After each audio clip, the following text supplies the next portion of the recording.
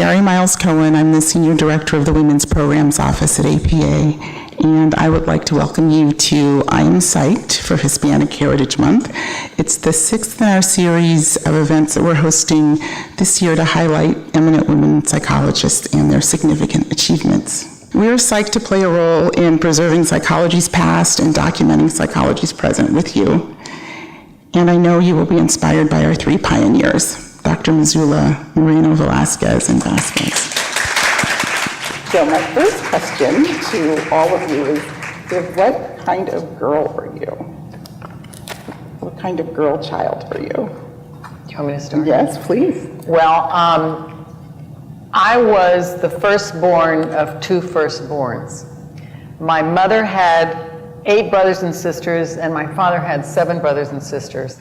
So I was passed around to extended family members in the first few years of my life. I thought that's how everybody was, you know, where you had 4 grandparents and multiple aunts and uncles and so on. And so I really enjoyed that quite a bit. I guess I could, in retrospect, say I got a lot of attention, which was nice. That quickly changed, however, when my mother proceeded to have child after child after child. I'm the oldest of 7 children. So I went from being a princess for a couple of years to having a tremendous amount of responsibility and chores and, you know, burden, which, you know, I really, I can't say I resented. I just sort of, I do know that my sister is 2 years younger than I. Every time we opened the pantry and saw vitamins, these big things of vitamins, we looked at each other and say, oh no, mom's pregnant again. You know, but my mother was an incredible woman and my father was an incredible man. But you know, you can kind of say, I love to read. I hated playing with dolls. My mother used to punish me to do housework if I didn't play dolls with my sister because she wanted me to play dolls with her. So, you know, I was a little bit non-traditional, but I had a, you know, I hear people talk about their wonderful childhood. I don't look at it that way, but I had a good childhood. You know, I didn't feel happy all the time, but it was good for me. That's where my leadership skills developed, I think. Feeling like you had to take responsibility. I spent the first few years of my professional life thinking if somebody asked you to do something, you had to do it. It took me a while to learn to say, no, I really don't want to. I just did everything. So. Thank you. Dr. Moreno Velasquez. Well, I think that our stories in some way are similar. I am the the first daughter and the second kid of my mom and dad, and they all work a lot. They usually, you know, have. My mother was a nurse, several turns and shifts, and they were working a lot to earn us a good life.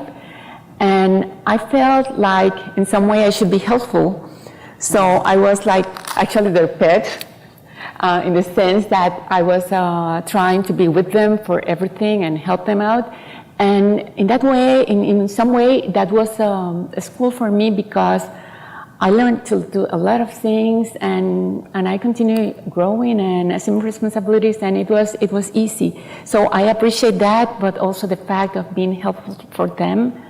That we're working so much for us. Thank you. Childhood, what kind of child? So I had to ask my mom. Actually, I texted her last night and said, Mom, what kind of child was I?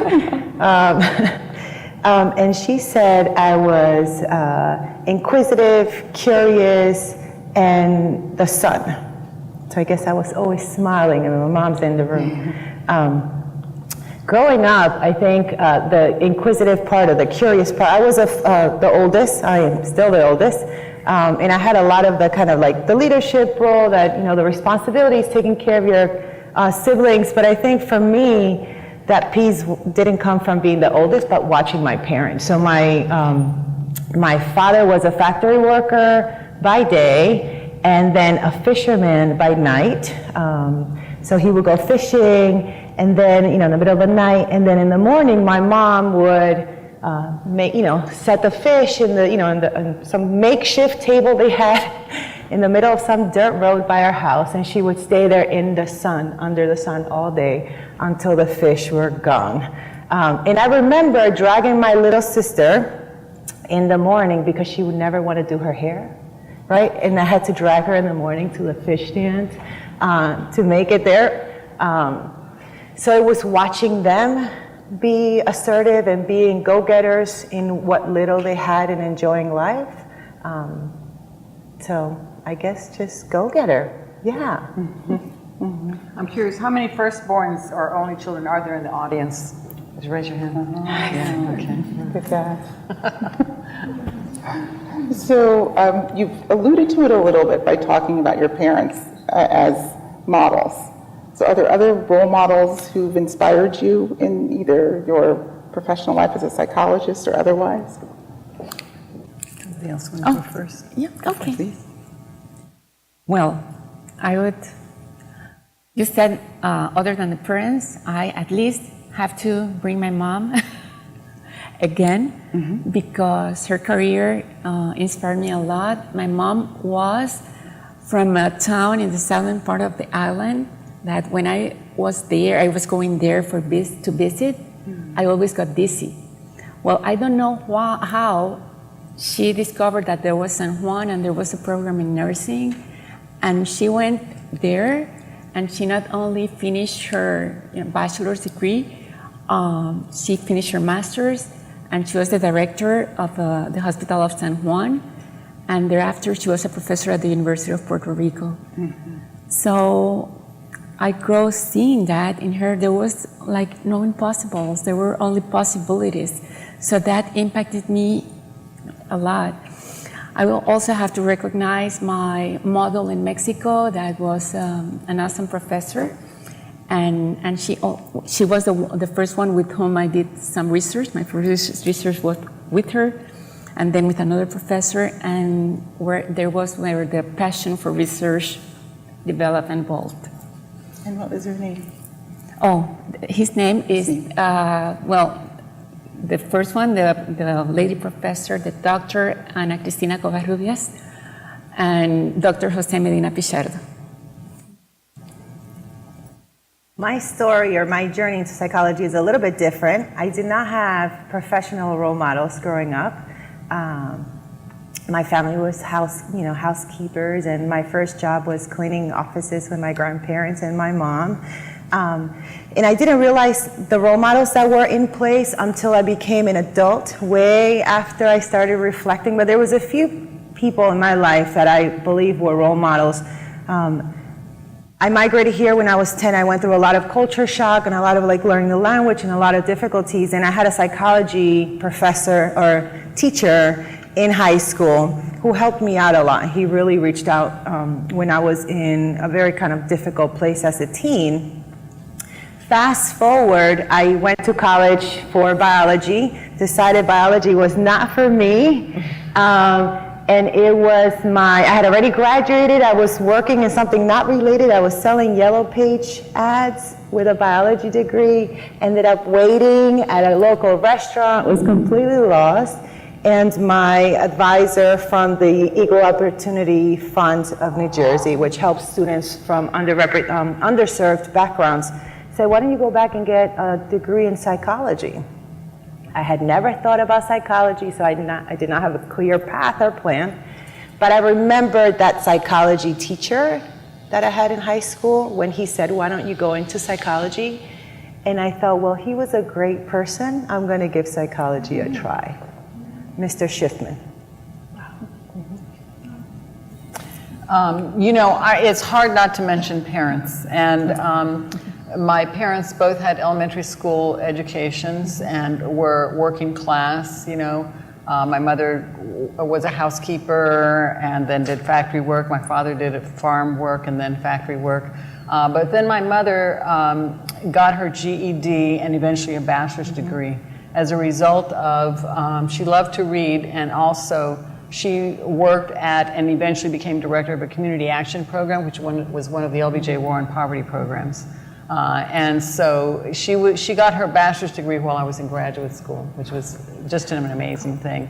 But both my parents were politically active. They were very involved in civics and civic activity, community activity. So that was really a modeling. And then as an undergraduate, I actually didn't know if I was capable of doing college work. So two friends and I said, let's go to summer school at our hometown college, which was then Southwest Texas Texas State University, Southwest Texas State University.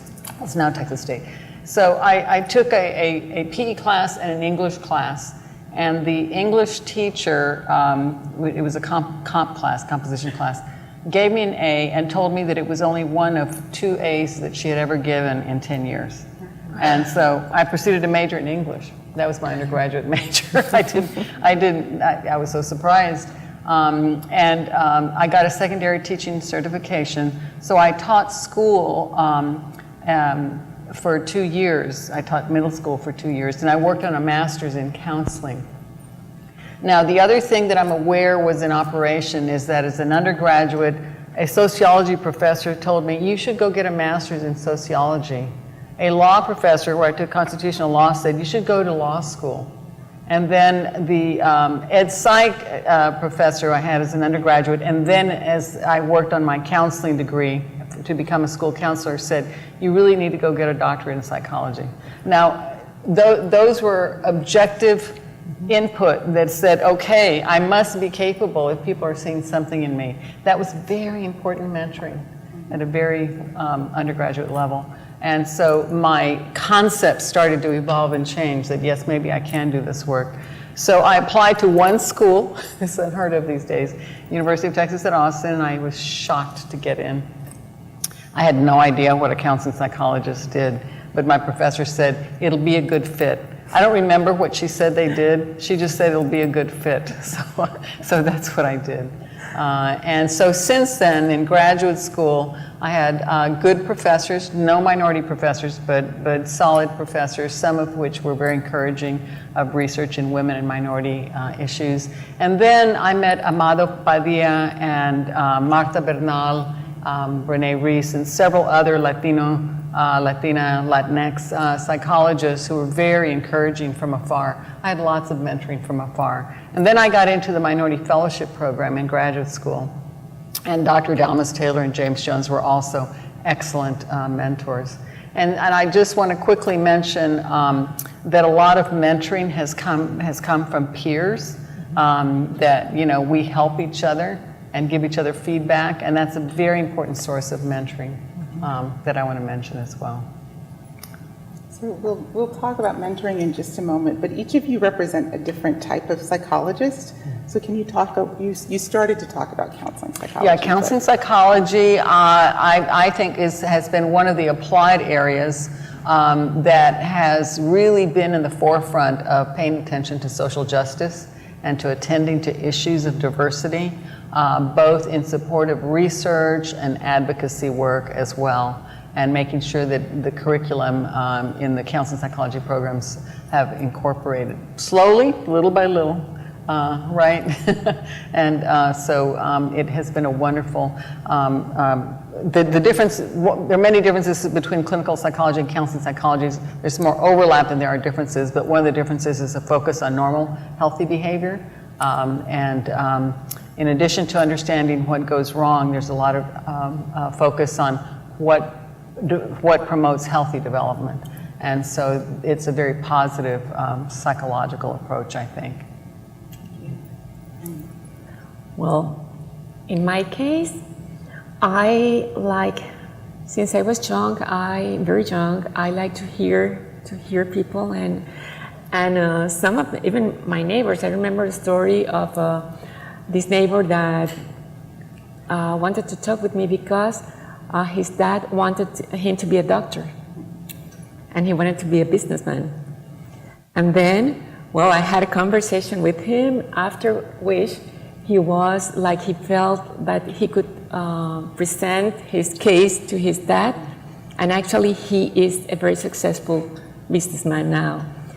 But, and also an event later in my life, when after I studied my bachelor's, Well, in the same year, two persons had accidents at work, and they both died. So that made me be interested in occupational health psychology, and that was when I started learning more about that and doing research in that area. So. I'm like Dr. Vasquez, I am also a counseling psychologist, and I'm in the academic world, so I'm a faculty, and I do research also around issues of normal development and resilience and elevating, empowering people. We've had a chance to talk a little bit in advance of coming together as a group, and family responsibilities and caregiving are topics that have come up in our conversation. And I'm wondering if you can share with the folks who are live streaming and the folks in the audience about balancing, managing your professional and personal lives, and what sorts of strategies have been successful for you and what sorts of strategies haven't. I'm going to start. For me, balancing family life, work has been a struggle for as long as I can remember. I had my two oldest sons while I was a doctoral student. One right before dissertation, and then another one right before internship. I went on my pre-doctoral internship, which is the big, I went on my interviews 7 months pregnant. And I started, 9 years later, in my faculty appointment, I went up for a 10-year promotion, also pregnant with my now toddler. For me, I think what has worked is, and it's part of bridging culture and also bridging the type of research that I do that looks at cultural values from a non-Western perspective, the importance of showing up as you are in your whole person, right? So not separating your motherhood from your work life. So from the beginning, I've always liked to bring my family to places that I go.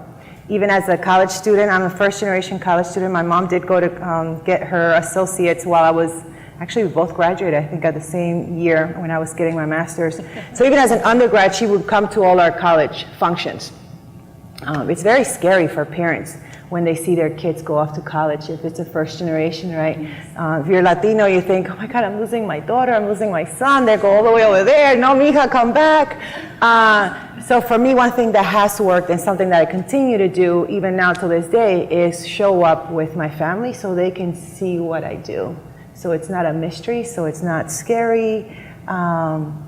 It opens opportunities for them to see things, and it also makes me feel like they know what I'm doing, which is what's important. That has been the best strategy for me. The second one, and I have a lot to say, so I won't say much, but the second one, which I think is important, is letting go of guilt, which I struggled with for a long time.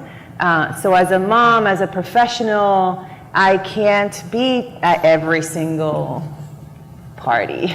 And I can't be at every single, family gathering. And for a long time, it was hard to get my family to understand that.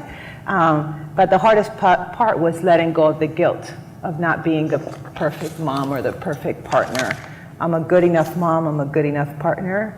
So that letting go of the guilt is the second thing that I think works the best for me. Well, in my case, I have one daughter, and when I'm trying to put this in perspective. I lived in Mexico, until she was 5 years old. Then we moved to Puerto Rico, and I started working, and then I started studying. I finished my master's in Mexico, but I was working on my doctorate. So in my case, my parents were very, very helpful, and studying and working, it's a lot of work. but they helped a lot. And I even, on the weekends, I could have time to share with my daughter. And she always knew that she was my priority. She's right here. And I have talked about this, and I think she never felt that was like left out, right? She always was very well taken care of. But yes, I would have liked to be more with her during that season. But she grew beautifully, and I'm very happy to have been able to achieve that, and also to finish my degree. I give talks about what it's like to have a good balance, and it usually takes 3 hours. So I'm going to try to shorten it, kind of 3-hour workshops. I'm going to try to shorten it because I think we're all hardwired to need to feel productive and to do good work. So that's one thing that's important. I'm going to mention 5 things. Let me just say one quick thing about productivity, and that is we have to allow for mistakes and failures. And we have to know how to cope with those. The very, very first test I took in graduate school, I got an F. And my immediate gut reaction was, I don't belong here. I'm an imposter. I'm going to go home. I remember going home and crying. I can't remember if I talked to my mom or my partner at the time, but they were both very encouraging. And what I did, I didn't know I was doing it, is that sort of coping, resilient, I'll show them. And so I did well on every other test after that. I figured out how to do it. And I failed the licensing exam the very first time I took it. And somebody told me, oh, you don't have to study, just, review a basic Psych 101 book. Well, after I failed it by just a couple of points, I ordered all the manuals at $300 or whatever, they're probably $900 now, manuals and everything else, and studied real hard and passed it. So you have to kind of acknowledge that mistakes and failures are a part of life. Life is difficult, but we can't crawl away assuming that those define us. So that's one thing I want to say about productivity. But we need to have a certain amount of productivity, but we have to pay attention to our bodies and ourselves, to know that we also need relaxation and rest and leisure time. We have to do that well. And we also have to have good relationships. We have to connect well with our people important to us. When we have ruptures in our relationships, it's very upsetting. Ruptures with key people in our lives leave us feeling like an arm has been cut off. It's very, very, when I toss and turn after a negative interaction with someone, that's a sign to me that there's some work there that needs to be done with that person. We need to have good health. We have to take care of ourselves, and I'm talking about basic exercise, nutrition. We have to make good choices for ourselves, There are choices people make that says, oh, I deserve this, but they're negative, destructive indulgences. Alcohol is one of those. I love nothing better than to have a glass of wine at the end of the day, but I know that it's also a toxin, and it upsets my sleep, so I try to limit it to weekends and social events. I think tonight is a social event, by the way. Also, spirituality. And for some people, that's sort of a belief in a formal deity and formal religion and so on. For other people, that's a walk in the park, nature, attending an amazing theater production, or a great movie, or a great novel. So whatever it is that allows you to feel that awesome transcendence, it's hard to feel jaded and cynical at the same time that you're feeling that transcendence. So those are the things that I think are important in my life, and I think the literature also supports in having a good balance. Okay. That's it. I'm trying to take notes for you. You mentioned the imposter syndrome as sort of feeling like you were out of place at the beginning of your academic work. So I wanted to ask, what does representation mean to you all, and what advice do you give to underrepresented folks who are entering the academic realm? I can start again. When we don't have role models, it's impossible to see ourselves there.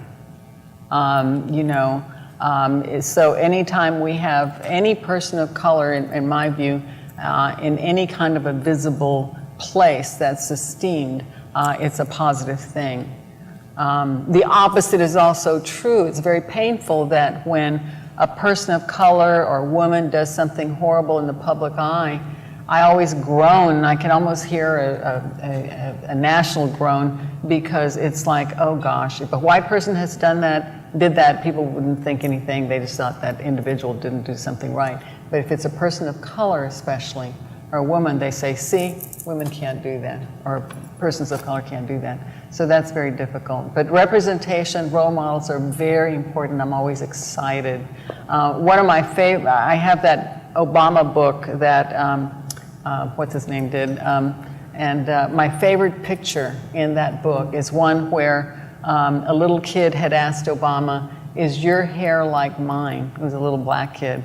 And Obama bends down spontaneously and says, well, feel it, see what it is. And the picture is one of the little boy touching his hair. It's like, the caption is, he's one of us. He's one of us. And when we see people who are one of us, it helps us feel like we can also be that. Well, in my case, I knew that I was different. Actually, I am like the only one in my family that has this beautiful color. But, I was different, but I didn't feel different. I was like I was surrounded, by so much love and protection, and like nobody questioned that I was different. So was later in life that I, realized those differences and the issues. And when I was, growing up, and the news and all that, comes with this color, right?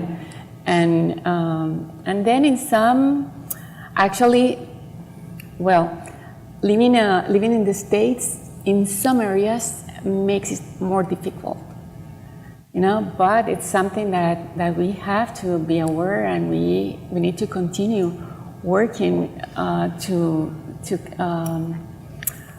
where doesn't comes, but it's like to change that, and well, that's something that we should do, and we're in the position to do. Imposter syndrome. Imposter syndrome is a real thing. Historically, it's been about women in leadership, right?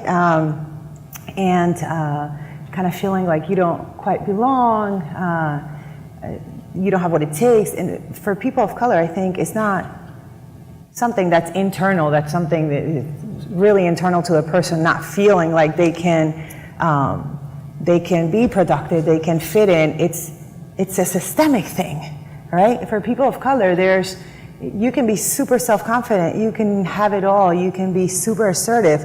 There's systems in place, there's policies and procedures that are meant, or intentionally, unintentionally, exclude people that look like us. So even when you take good self-care, you hear messages all the time, right? For me, I know for a person of color, if you're studying issues of race and culture like I do, I often hear that's not real science. It is. Let me show you how, right? So it's not even a self-esteem issue. It's a constantly having to fight to prove that one is valid, important, should be valued. So representation matters because it provides that visible validity that you're valuable, right? If I see a black woman professor, I can too, right? I was a doctoral student. The first time I saw a Latina faculty talking at a research conference, I had never seen one. I had never thought of going into research. And I saw her and I waited for her after the conference. I didn't know what she was talking about. Don't ask me what research she was saying. I mean, I know now because I know who she is. I learned after, but I had no idea what she was saying because I was so struck to see a Latina out there. And I went up to her and I just said, thank you, and I started crying. It meant so much, Alberta Gloria.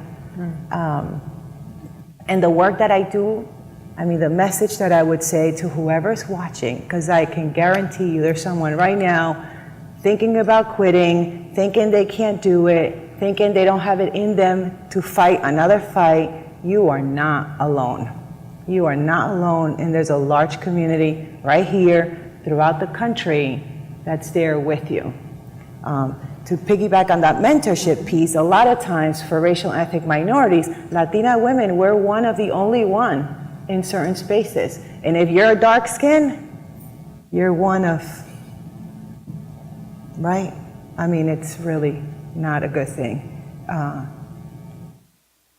I just lost my thought because we talk a lot about issues of race, and I don't want to go off on a tangent, but that's another thing. If you're a dark-skinned Latina, I mean, you're pretty invisible in a lot of spaces. So even if you're super assertive, the imposter syndrome, the system is there to make sure you don't, make sure you stay in your place, right? So representation, you're not alone. I mean, and share your story, show up. I have burns on the back of my neck from straightening my hair to fit in while I was at going through grad school because I thought I needed to look a certain way, right? Talk a certain way. I stopped straightening my hair, and I show up, especially my first day of class, I try to make it real curly, you know? And I'll hashtag, this is what a professor looks like. Because I want my students to know they can be right here where I am. So one of the goals of the Psych exhibit is to help young women and girls of color understand how psychology can be applied to the social problems and to make social change. Mm-hmm. And so we currently live in tumultuous times. And can you talk about ongoing issues in our current nation's climate and how it affects your work, how your work, you see it being applied to help solve some of those problems or to make a difference? Well, first of all, I'm very grateful and gratified to my colleagues who've done work on sexual assault and sexual harassment. And Ellen just left, unfortunately, but I'm very happy that APA is putting out summary of those works about how traumatic memory can exist, and we don't forget things that are traumatic, and all the science behind that is there, and so on. In terms of my personal work, I'm amazed how many of my clients came in last week who have been either re-triggered, or I have male clients who have come in and said, I have been a perpetrator without realizing it.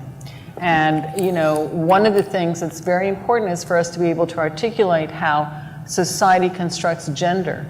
It constructs gender in such a way that is debilitating for both men and women. The messages are to men, in order to be worthy, you have to be successful in regard to achievement, whatever that is, in whatever area that is, and you have to be successful in regard to your sexual prowess. And then then the messages that women get, these are very insidious messages, are your role is to give and nurture and take care of and give to the other whatever he wants. And so that creates a very, very dangerous set of dynamics that result in the kinds of crises that we're having. And as behavior experts, we have to be able to inform our individual clients, our research, our students, society about these issues, and try to contribute to the slow change that I am hopeful is happening.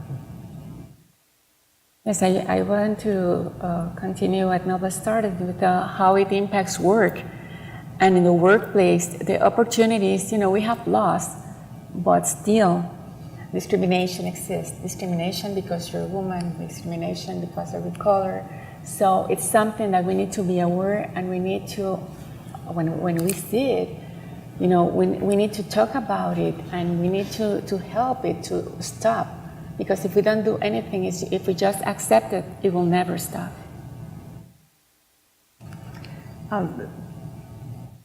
So my area of research is on racism, discrimination, and mental health, specifically depression, anxiety, and somatization among immigrants and Latinos. And there's been a lot of work done on racism and racial identity. And I think it's been in the last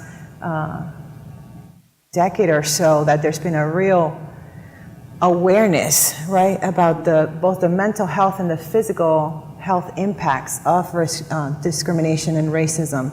And it's a major issue in this country, and people are, just with the Me Too movement, people are being re-traumatized by hearing stories. There's so much racism right now in this moment.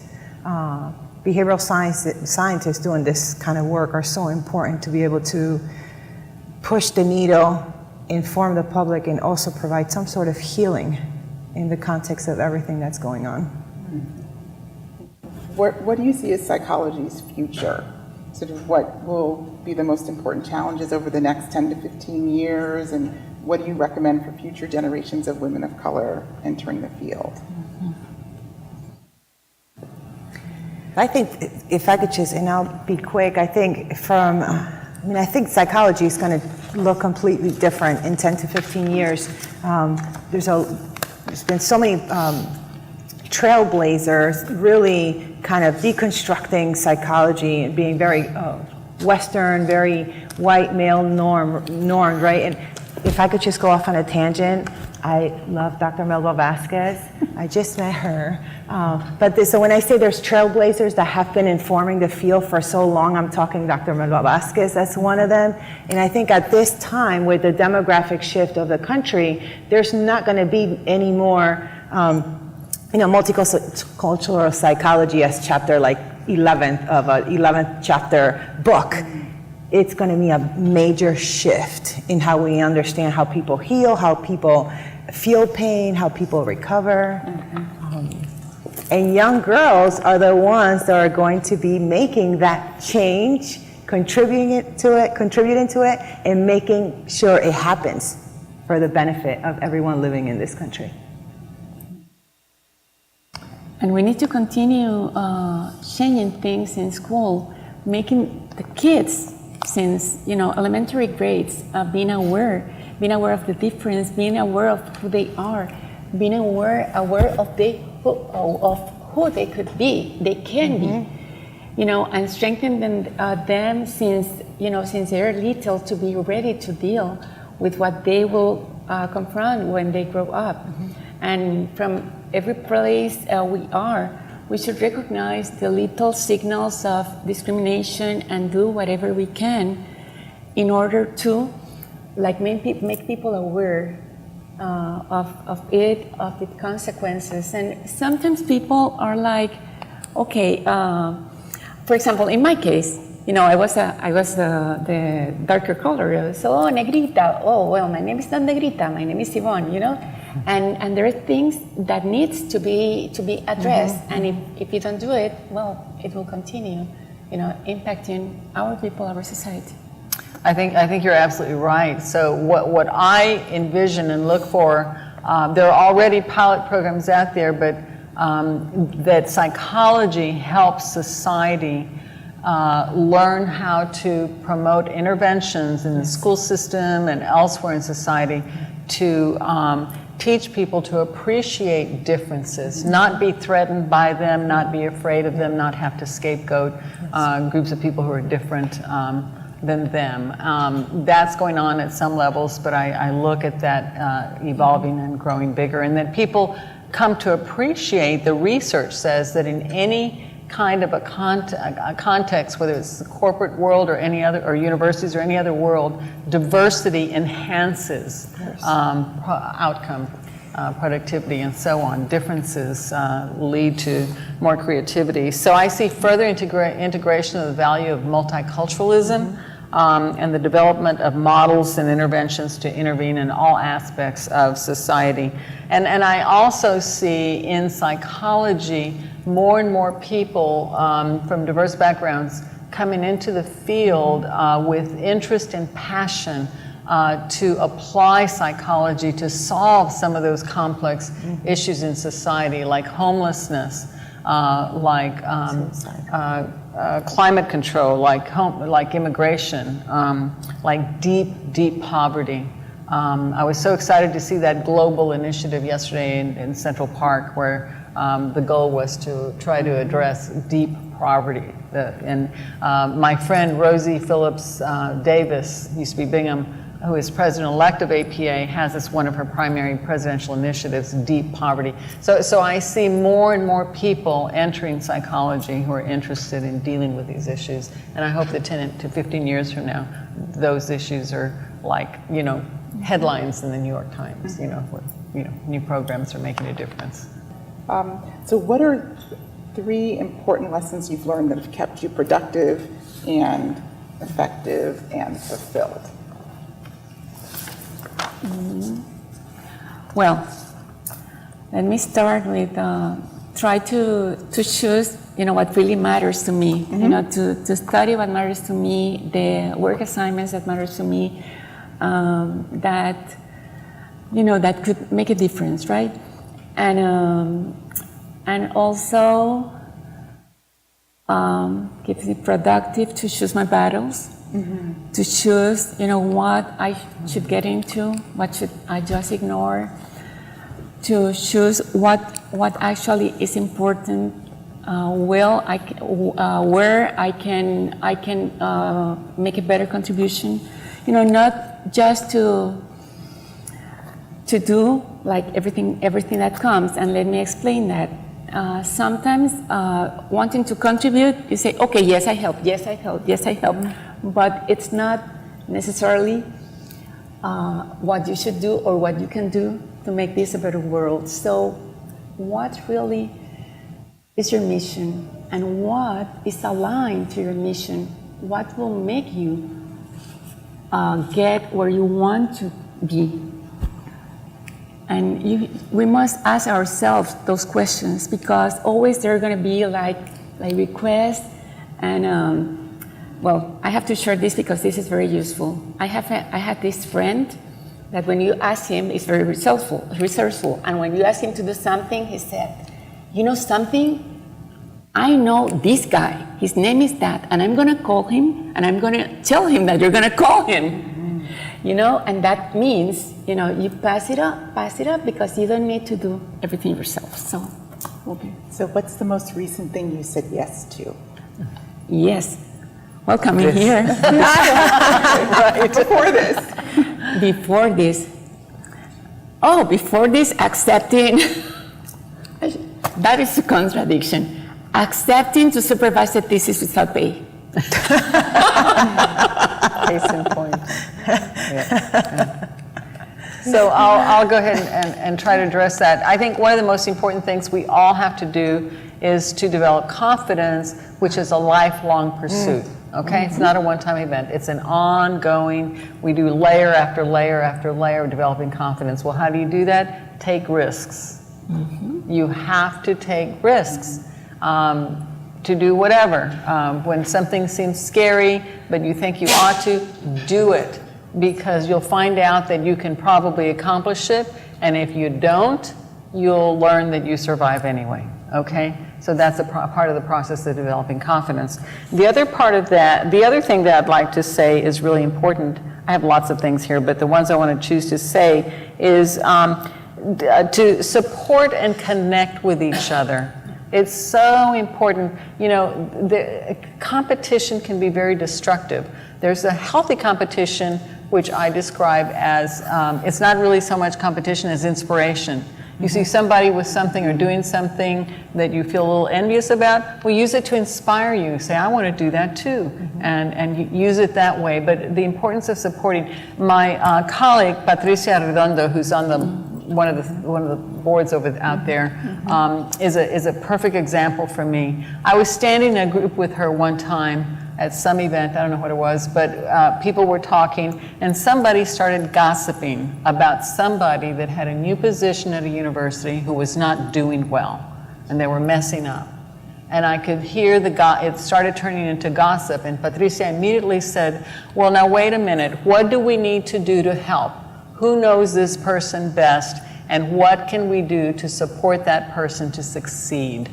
And I was so inspired by that, when we see our fellow persons struggling, we have to figure out how to help. and support each other. So that's, I'll just end with that one. That's such an important thing. That's such an important thing for us to do with each other. Well, I'm going to ask you what's the most recent thing you said yes to also. The most recent thing I said maybe to Maybe. was Sandy Shulman, who is running for APA president, I shouldn't say this, but I started. So she said, if I win, will you be my parliamentarian for Council of Representatives? When you're president, you have to run the Council of Representatives, which is about 170 psychologists. That's sort of, when I was president, I had to run those meetings. It's sort of like trying to herd feral cats, if you will. So the parliamentarian serves a very important role. And Sandy was my parliamentarian, so she wants me to be her parliamentarian. So I said maybe.